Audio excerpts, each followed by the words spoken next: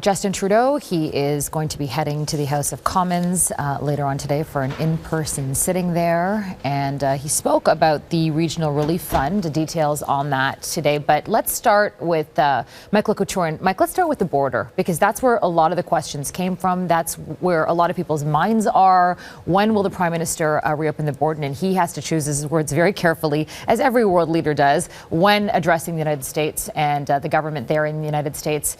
We didn't get a date, but what did you notice about the Prime Minister in terms of how his messaging and tone has shifted on this in the past week?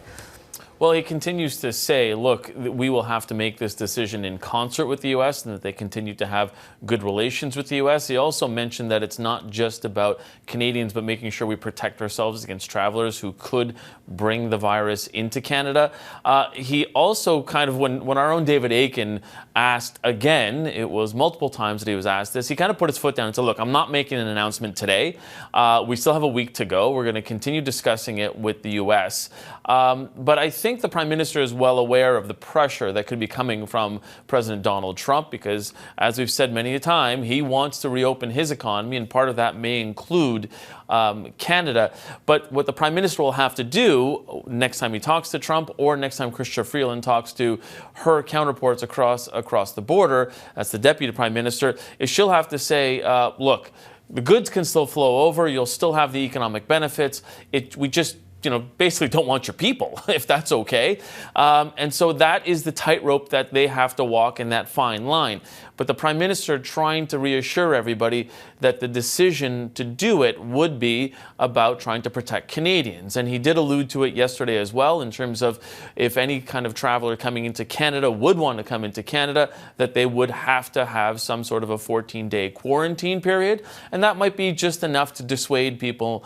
But the flow of goods and services continues. That was essential goods and services that go across our border with our largest trading partner continue to go. So I think the Prime Minister is looking at this and saying, we'll make a decision when we have to, and the talks are ongoing.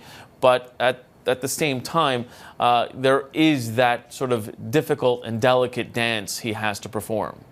Clearly, and we know that the premiers of both British Columbia and Ontario do not want to see that border open anytime soon. Exactly. The other question is about tourism, because we do get a lot of tourism numbers, especially in the summer, from the United States. And we do have this nearly $1 billion plan to help small businesses. Will that help the tourism sector?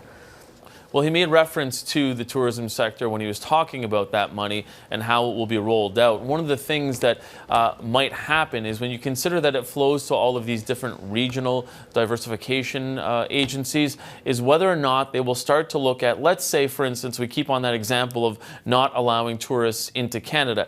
If, for instance, provincial borders are maybe a little more relaxed or opened up, and then Canada sort of looks inward and says, maybe this is a good time to focus our energy on promoting Canada to the rest of Canadians. And hey, look, you can travel within Canada if you're a Canadian and start visiting different places.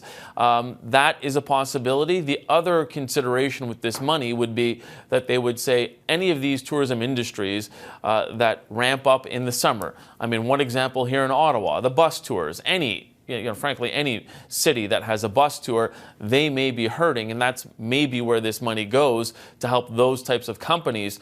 But if there is a relaxing, if there is the possibility that some of these industries can restart again, there may be a mind to going at this, looking at it, well, maybe we should promote Canada to Canadians as a place that you can travel. If the restrictions are relaxed enough that the government can say to Canadians, travel within your own borders, discover your own country rather than trying to go abroad, and do that this summer, towards the end of the summer. If those restrictions are relaxed, that might be a possibility. But we are already seeing, by the way, that $962 million, we're already seeing a breakdown. There have been press releases while the Prime Minister was speaking.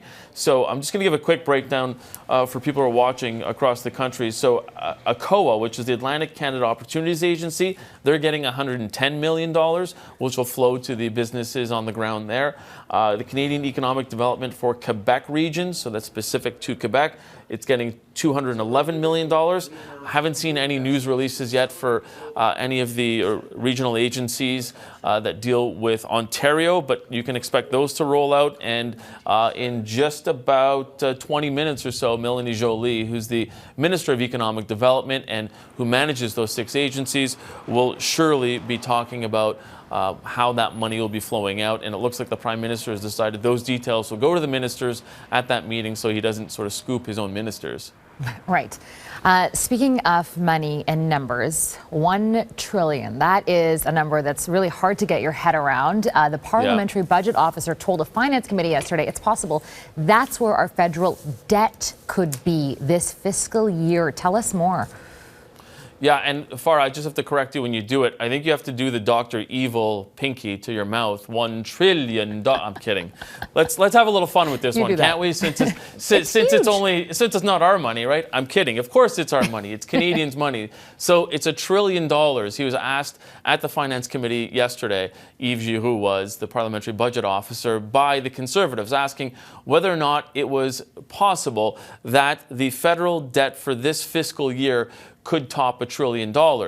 Keep in mind, just a few weeks ago, the PBO had estimated that the federal debt for this fiscal year could be $252 billion when you add up all of the economic measures that this government has already announced. So in response to that pointed question, I'll read for you the transcript. Is it possible? Yes. Realistic? Yes. Certainly not unthinkable. So also, the PBO noted on Tuesday, when he was being asked about these very questions, that when he provided that $252 billion number, he was being optimistic about it. Now, the Prime Minister was asked today about some sort of a fiscal update, a budget. Our own David Akin had said, look, in past crisis and past economic downturns and recessions, we've had multiple updates. And the Prime Minister was clear. Look, we are looking right now at the health of Canadians, both financially and physically. So they want to make sure that Canadians can pay the bills, pay their rent right now. And they will sort of look at where how to pay for all this later. Not music to the ears of Conservatives, that's for sure, or people who are conservative-minded and, you know, Canadians who worry about this type of thing, obviously. My inbox has been full of people who have noted that it is important to them. And so when he continues to be pressed on it, the Prime Minister focuses on that, saying, look, this is really about the response now. And the reason he compares it to other recessions, and he says it's not a comparison. In other recessions, we kind of knew what the end would look like. This one, we have no idea. And I've spoken to officials at Finance Canada, and they have said to me, look, we would like to provide a picture, but consider this. We could give you a snapshot today, and it may not be worth the paper it's written on in a week. And for that reason, we are waiting until we have a better idea of where we are going with this crisis and where this virus is going. I mean, Farah, just think about it this way for a moment. You have provinces that are already thinking about reopening, and then Quebec is talking about delaying that reopening. So a reopening of the economy would obviously spur a bit more economic development, would put money into different government coffers. But if governments are even sort of tiptoeing back and forth and sort of hemming and hawing about whether or not they can do it week to week. Think about what the federal government is looking at this and how they're looking at this. They can't make a projection based on whether or not a province is going week to week to reopen. So that, I think, is why there's a difficulty. When you speak to the people in the finance department, they're just looking at this and saying, we're waiting for some sort of consistency in the economy and in society, frankly, and then we can provide a better picture of it.